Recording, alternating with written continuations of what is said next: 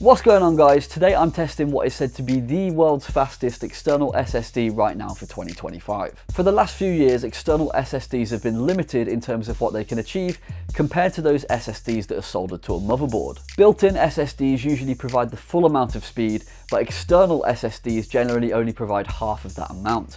And you normally have to pay top dollar for the external SSDs too, because they double as portable storage. Well, now all of that's changed in 2025 thanks to Intel's new Thunderbolt 5 USB-C technology. I have the world's first Thunderbolt 5 SSD right here to test. Let's jump right into it.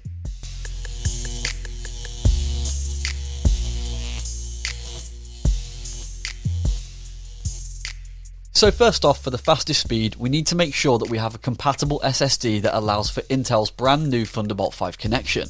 To do this, I have to make sure the SSD complies with Intel's JHL 9580 or JHL 9480 Thunderbolt 5 controller. These are very hard to get right now, with only two available on the market in very short limited supply. The two available are the OWC Envoy Ultra and the Lacy Rugged SSD Pro 5.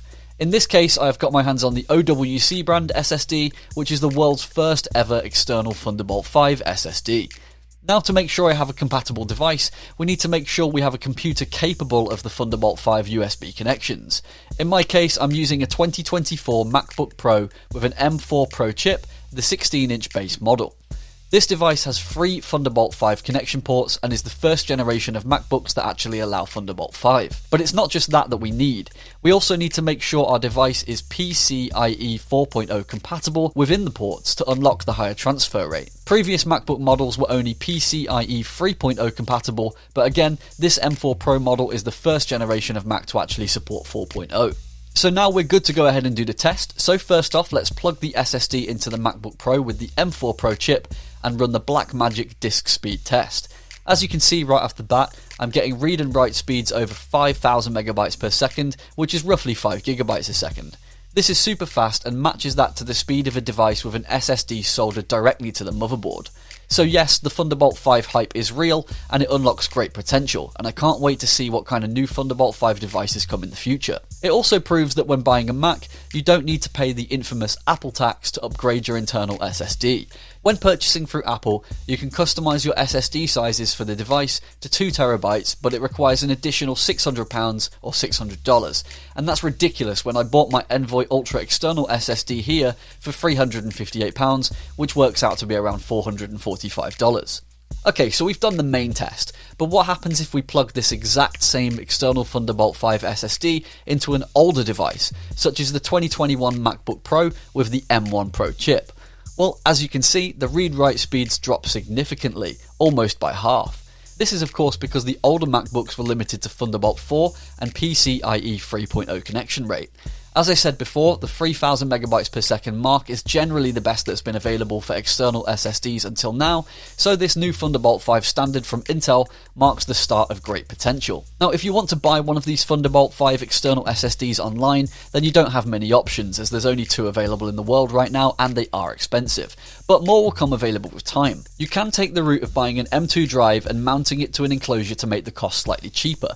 However, this is going to introduce massive problems and reduces speeds the more things that you add into the equation. First off, the read-write speed will be affected by the total storage size you choose. Generally, SSDs are faster the more storage you choose, so take that into account. Next, you have to make sure your M2 SSD enclosure is definitely fitted with Intel's JHL 9580 or 9480 Thunderbolt 5 controller. I've seen a whole bunch of crappy listings on Amazon with enclosures that claim to be Thunderbolt 5, and when you look into their Thunderbolt controller specs, they are either still using the old Thunderbolt 4 protocols or worse.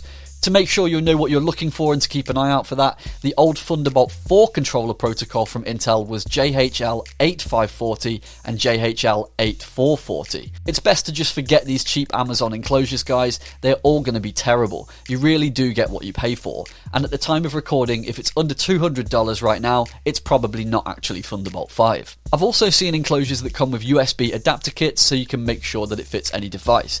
And yeah, you should probably forget about those too.